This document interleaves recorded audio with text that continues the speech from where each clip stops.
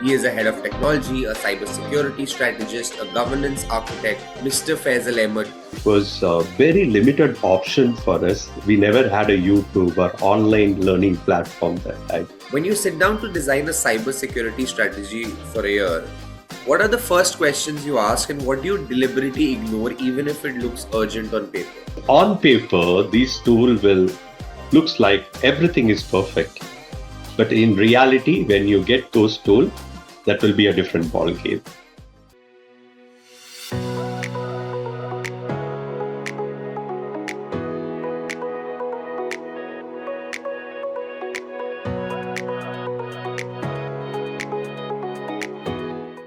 Hello, everyone, and welcome back to another powerful episode of FaceTime with Leaders powered by Directors Institute World Council of Directors. I am your host, Tanayol, and today's conversation is one you'll want to lean into, especially if technology, cybersecurity, risk, and leadership sit anywhere near your world.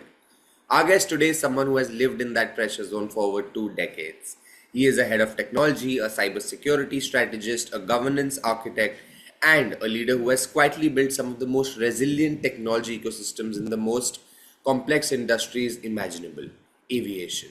He has led annual cybersecurity strategic planning, designed risk metrics that executives actually understand, implement BCP and DR frameworks, conducting manual penetration testing, managed vulnerabilities end to end, and overseen internal and external audits that stand up to global scrutiny.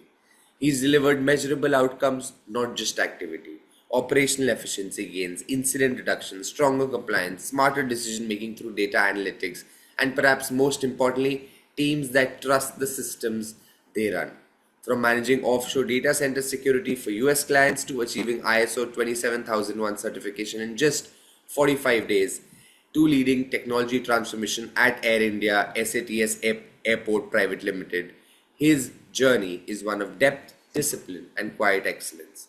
He is certified across the board CISSP, CISA, CISM, CEH, ISO lead auditor. But what truly defines him is how he translates risk into resilience. Ladies and gentlemen, please join me in welcoming Mr. Faizal Ahamed to FaceTime with Leaders. Sir, it's a pleasure to have you with us today. How have you been? Thank you, Tanay. Thank you so much for connecting with me, and I'm really happy to connect with you all. Thank you so much. Lovely, sir. So, when people look at your profile today, they see certifications, leadership titles, and big responsibilities. But I don't want to start with the resume, I want to start with you. When you look back now, before cybersecurity became a boardroom word, before audits and frameworks and certifications, how did the journey really begin for you?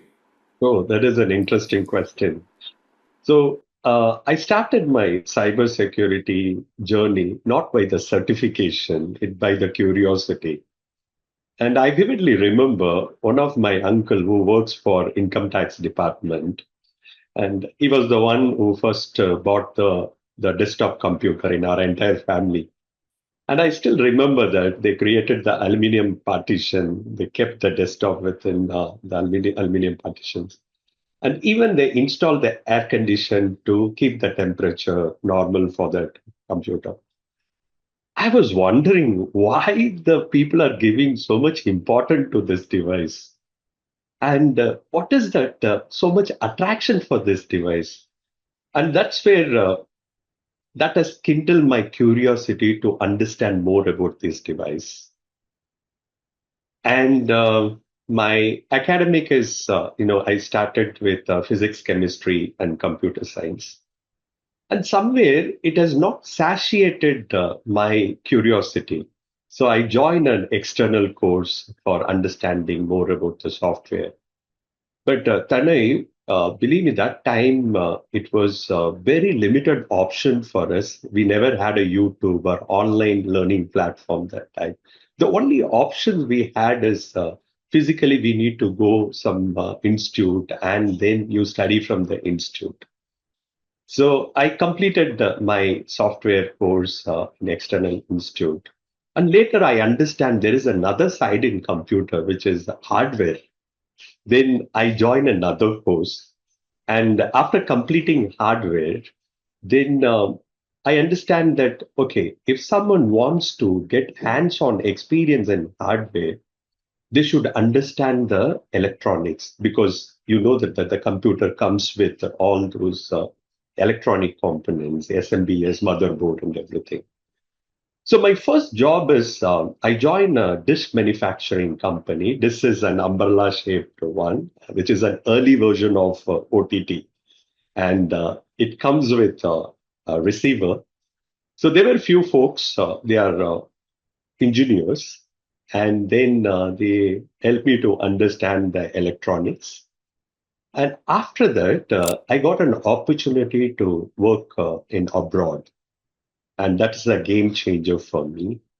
And it's a totally a different picture there because you go anywhere, you'll find a laptop and desktop everywhere. And that helped me to understand more about the computers. And it has taught me one more important lesson is about leadership because the people from the different countries are working in abroad, you know that. And they comes with a different way of seeing the problem. They have a different spectacle to look into those problems. So that has helped me to understand more about the leadership. Then later, my curiosity has been shifted to how these systems are interconnected, how the head office and the branch office systems are interconnected. Then I start learning about networking. Then I move to the server management. Now, if you see in hindsight, it is not everything is planned. It is just a serendipity. And one emotional component was triggering is a curiosity. And today I feel very happy that my parents has given me a very strong foundation today. Okay. And one suggestions for the people who are interested to start the career in the cybersecurity is build your foundation strong. Okay. Maybe you can start from a networking plus certification and then the security plus certification. So this will give some basic understanding of how the network operate, what is the basic cybersecurity controls, and then you try to do a ethical hacking course, which will give you the understanding of what is vulnerability, how these threats are exploited, then you decide that which directions you want to go, whether you want to go for offensive security, defensive security, or maybe GRC. So the reason I'm recommending for a strong foundation is because the technology is changing drastically, and someone should have a strong foundation and they can adapt those changes easily. Yes, Yeah, very rightly said, sir. And I think it's valid even today that with the ever-changing world of technology, if basics are in place, then building blocks can be kept putting on top of that as we go on, right? absolutely. Yes, you're right. Spot on.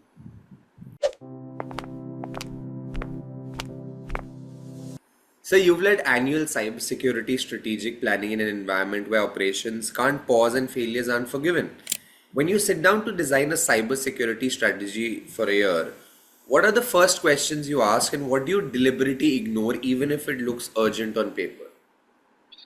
So that way, the first thing is before I start working on the strategy, I'll pause it and I'll slow down because I don't want to work on the strategy with the execution mind.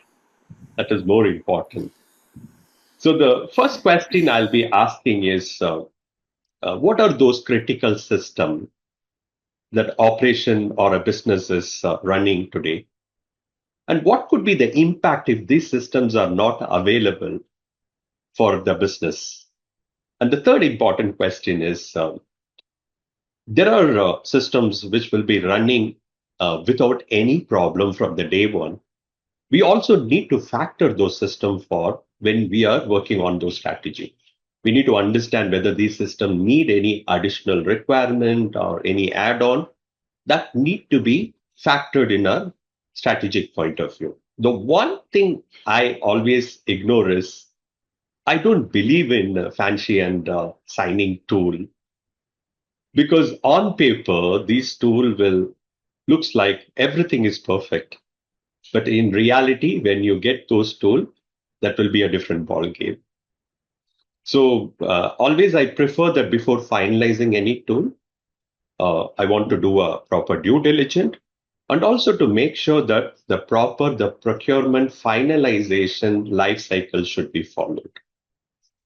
That's what I do it on the strategic point of view. Yeah, if we separate our mind and look at what are we looking at presently as a solution, like you said, execution or planning or strategy, then it just makes everything more clear, I guess. Absolutely. So let me ask you something slightly uncomfortable. In your career, have you ever seen technology capabilities oversold where the truth only surface later? Like how should leaders protect organizations from that ethical gray zone? That way, always you need to remember that any solution or a system, if an organization want to implement, always there is a good intent. There is no bad intent because they want to support the business. Great. But only thing is, we need to make sure that whether we are doing a proper due diligence or maybe we are completing the procurement, the solution finalization life cycle. That is more important. Today, there are 30% of solutions are finalizing based on the sales pitch and the technical demo. They're not doing the complete procurement life cycle. Now, my recommendation is based on my experiences. The point number one, we always need to ensure that we complete the procurement process. For example, it is not limited only to a sales pitch and the technical demo. Go one step ahead, complete the POC. And when you're performing the POC, always make sure that you use the real data from the organization and perform the POC. So that if it is any problem, that will we can identify during the POC phases. Now, the second important point is we need to ask more questions to the vendor. What are the metrics to measure the success of this solution after 60 days, 90 days, 180 days? The reason we are asking this question is we know that whether the implementation is going as we expected, okay, as per our plan. So this question is very important. And if it is any problem, we can identify well in advance. We don't need to wait for a year or two to identify those problems. Now, third important point is when we are bringing a new system or implementing the new system, always we need to take a concurrence or the accountability responsibility should be equally distributed to the other stakeholders also. It is not that when technology or IT is implementing the system, it's become their responsibility. It could be the responsibility from the business or finance. That is the third important point. So once we take care of these points, I think we can eliminate the maximum risk for any organization. Very well said, sir. So you worked with legacy systems that can't simply be ripped and replaced. So how do you modernize security without disrupting operations that run 24/7? And what trade-offs have you had to consciously, accept and adapt? Oh, this is one of the common problem across all the companies or any industry, how to deal with all those legacy systems. So the first question is we need to ask whether these systems can be replaced. If business is not agreeing, or maybe this is an inevitable, that's where we need to think that how we can implement the modern cybersecurity control within the legacy solutions. So we need to make sure that this modern cybersecurity control should be wrapped with a legacy system. We should not force that this control will be try to implement within the system. That's where the problem. Because once we try to implement within the system, sometimes it will disturb the core logic. Okay, so the legacy system will not going to support for that. So the best recommendation is there are uh, many solutions are available. You can build an additional layer. Solutions like the network segmentations, You can encrypt the traffic between the client and the servers. You can implement the additional access control. Identity access management is one of the beautiful system that can take care of your security component also. So all these solutions comes with an additional layer implementation.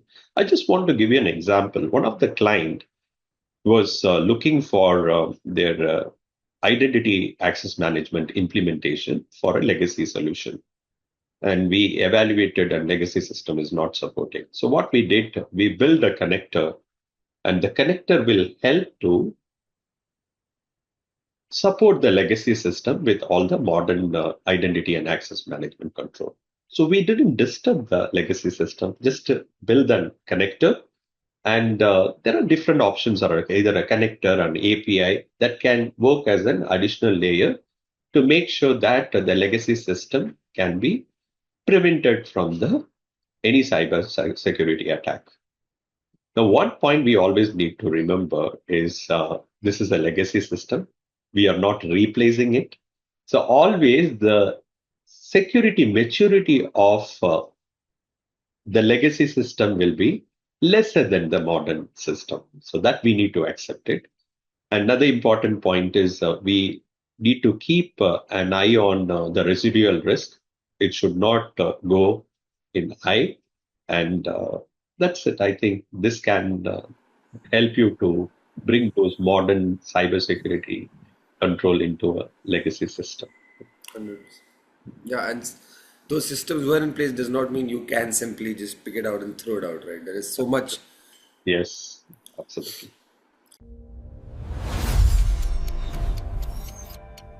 Okay, sir, now time to switch gears a bit. Our very own rapid fire round. A few quick questions, and all we request for quick answers. So, are you ready? Yes, absolutely. Lovely. What's the first thing you check when you start your workday? Oh, officially, I'll check the previous day's alert or operational days dashboard. I'll check that everything is fine. But personally, always I start a day with gratitude. Lovely. One habit you follow every day that most people don't know about. Oh, I keep silent and I'll be reflecting on my previous day or previous decisions. So I just think that whether my decisions are correct, whether I need to fine tune, that's what I do. Your go-to comfort food after a long or stressful day. It's homemade dal rice, and along with that, it's potato fry. Lovely. One activity that instantly helps you disconnect from work. Singing. A book that genuinely changed the way you think about leadership or risk. Oh, I would recommend two books. One is from Unposted Letter, and it was written by Mahatria. Another book is Design Thinking by Pawan Soni. So these are the two books. A leader, past or present, whose thinking has influenced you the most. AI. Oh, so Satya Nadella and Indra Nooyi. Yeah.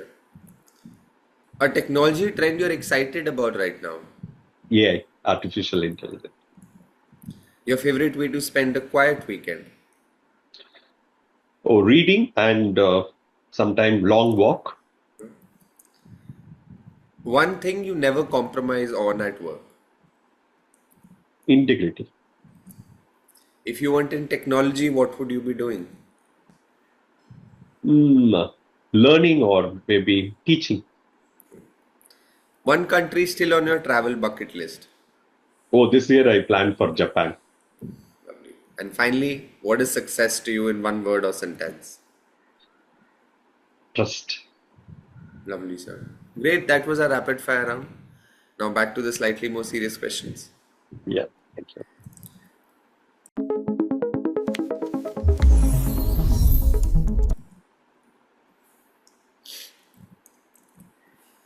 Sir, I'd like to address an issue that has quietly affected many organizations in the aviation and large enterprise space. Over the years, the industry has seen sophisticated vendor impersonation and payment redirection scams where fraudulent emails or compromised credentials led to financial loss and operational disruption, often detected only after the damage was done. When you first became aware of such incidents within the industry, how did it influence your approach to identity management, email security, and internal approval controls? And based on your experience, what is the single most critical safeguard leaders must strengthen today to prevent these kinds of breaches from recurring? Kind of an attack. I was shocked because this is one of the most sophisticated attack because it's look very real. Vendor name, the domain name, and the communication method they use, it's look very, very authentic and legitimate. So identifying those problems is it's not that easy. But how to prevent this? It is not a one way or one method we can use and we cannot prevent these kind of an attack. It should be a combination of a technical and as well as an administrative controls. Both should combine together. So let me explain that what is the technical control. So any organization, they should have a basic email protection. Email and the spam protection solution should be available. So these solutions comes with the three important component SPF and it comes with the DKIM and the DMARC. SPF will take care of domain authentication, whether the domain is from a proper domain or the server the users use for this communication is whether that is an authentic server. And DKIM will take care of if anyone has intercepted the message or a mail before it's reaching to the inbox. And the DMARC responsibility is if SPF and DKIM is compromised, the DMARC will activate the security protections mechanism. That's what the. So these three components, along with the proper the email protections, should be available for organization.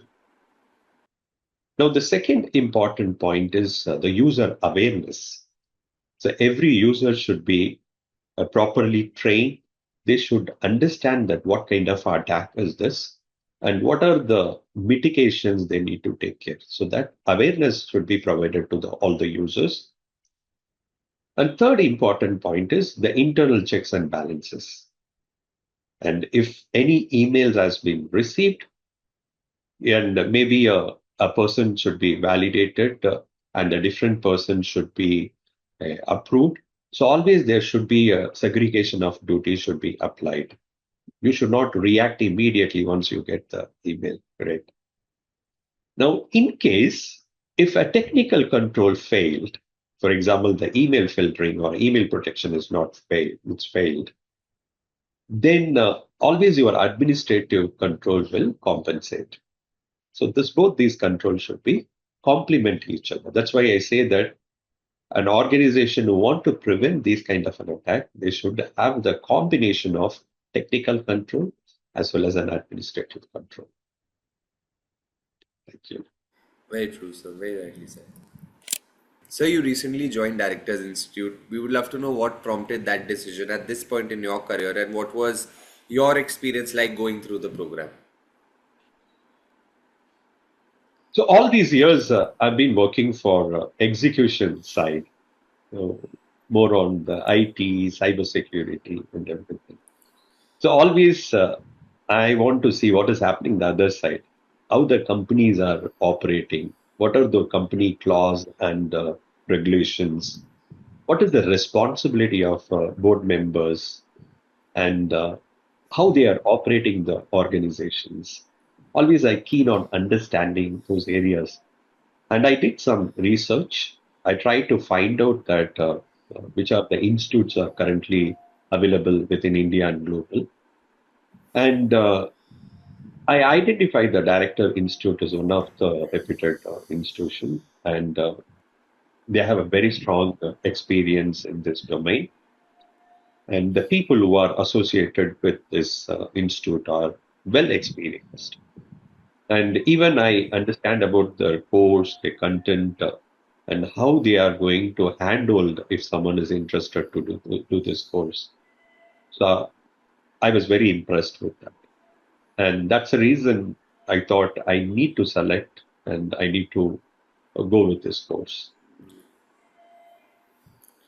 Great, sir. Thank you so much for those kind words and for joining us today because it's been such an insightful and grounded conversation. Today's discussion was, in fact, a powerful reminder that technology leadership isn't just about systems and tools, it's about responsibility, judgment, and trust. And you shared not only what works, but what's hard, what's uncomfortable, and what truly matters when organizations depend on technology to function every single day. So, thank you so much for that, sir. Thank you. Thank you, Tanmay. Thank you so much. And once again, thank you for asking all those interesting questions. And see you soon. Thank you. Bye. My pleasure, sir. To everyone listening, this conversation offered something valuable, whether you're leading teams, managing risk, or simply trying to build systems that people can rely on. I am Tanayol, and this has been FaceTime with Leaders, powered by Directors Institute World Council of Directors. Thank you for joining us, and we'll see you in the next episode. Until then, lead with purpose, stay grounded, and of course, always have fun in your journey. Thank you so much.